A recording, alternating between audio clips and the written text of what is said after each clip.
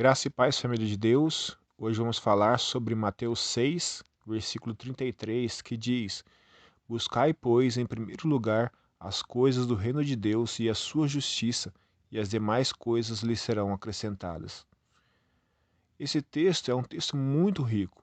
Nós precisamos entender aqui que a orientação do Senhor é para que busquemos em primeiro lugar as coisas do reino de Deus e a sua justiça.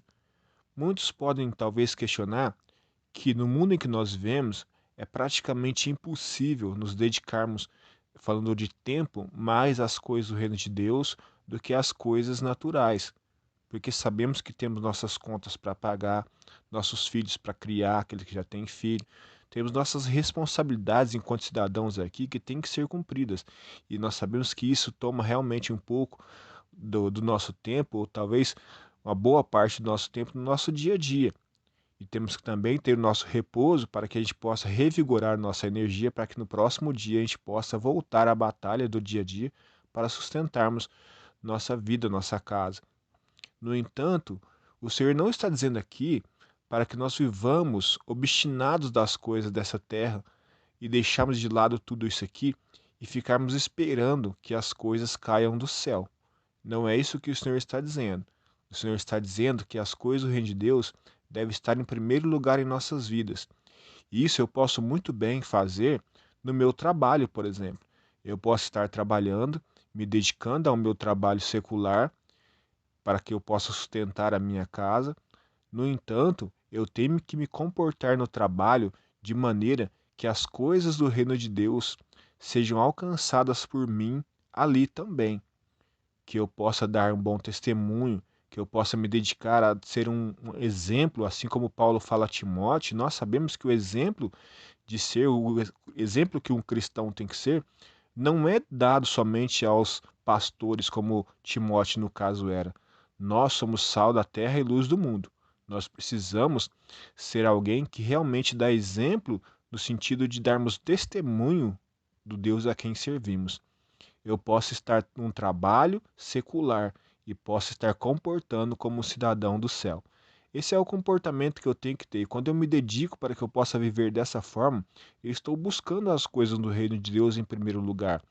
É claro que cada um de nós tem um nível de compromisso com a obra de Deus e que alguns realmente têm um chamado que talvez vai exigir dele um pouco mais de tempo do seu dia a dia, mas certamente o Senhor proverá tudo o que é necessário para que essa pessoa realmente exerça a sua vocação e o seu chamado.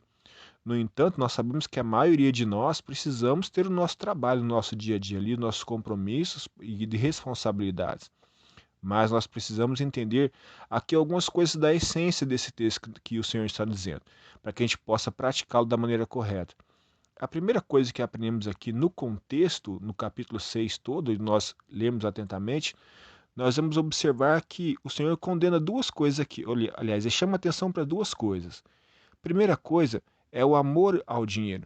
Quando eu estou no trabalho, por exemplo, estou ali colocando em primeiro lugar as coisas do mundo, por exemplo, quando eu, por exemplo, não respeito um colega de trabalho porque eu quero ter um cargo melhor que o dele, quando eu deixo de tratar as pessoas de maneira educada, gentil, com respeito por causa disso, eu estou pensando mais no dinheiro do que na pessoa. Eu estou exercendo o meu trabalho, mas não fazendo como Deus esperava que eu fizesse. É porque o dinheiro tomou o lugar do Senhor na minha vida. As coisas desse mundo se tornaram mais preciosas do que as coisas do reino de Deus. Quando eu deixo de tratar bem as pessoas, quando eu deixo de ser justo com as pessoas, pensando em um cargo na minha empresa, para que eu possa ter mais dinheiro, nós estamos nos perdendo na nossa jornada. O texto mesmo de Mateus diz que nós não podemos servir a dois senhores.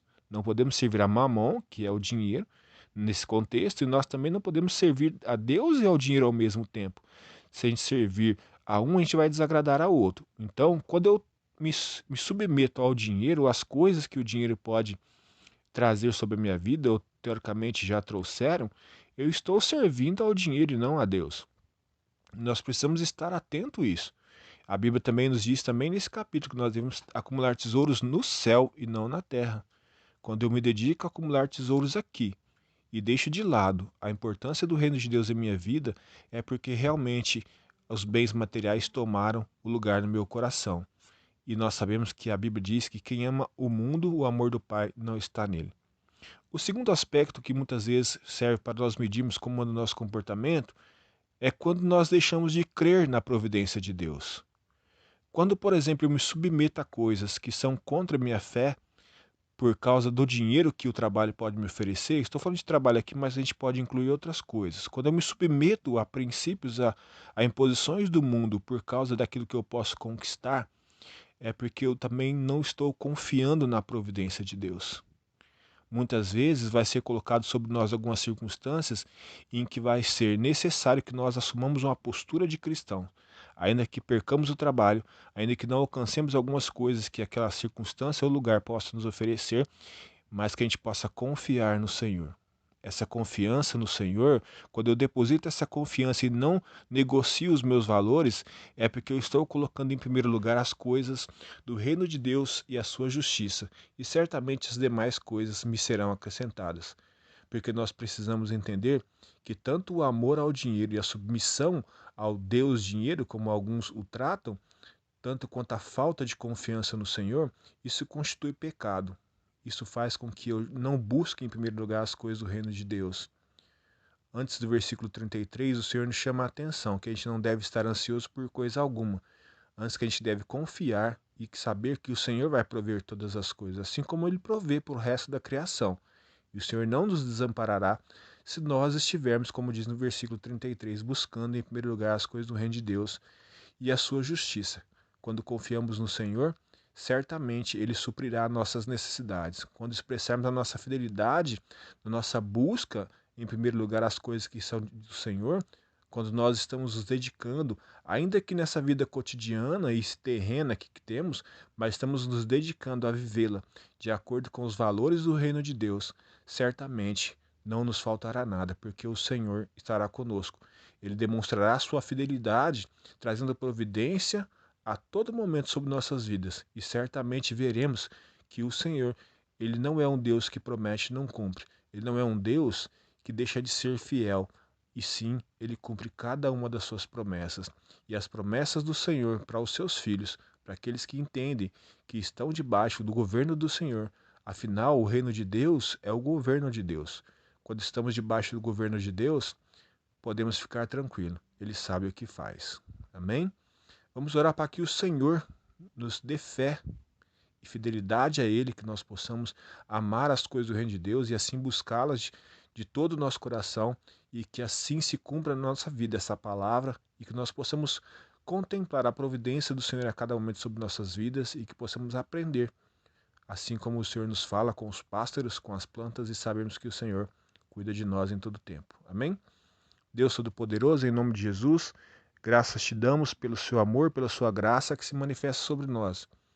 E que o Senhor nos capacite pelo teu Espírito a amarmos o seu reino, a buscarmos o seu reino, as coisas do seu reino e a sua justiça em primeiro lugar.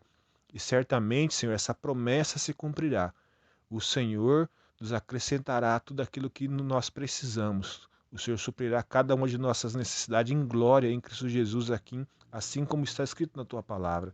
E que a graça do Senhor esteja conosco, nos capacitando e nos fortalecendo, dando direção para a nossa conduta nesse mundo.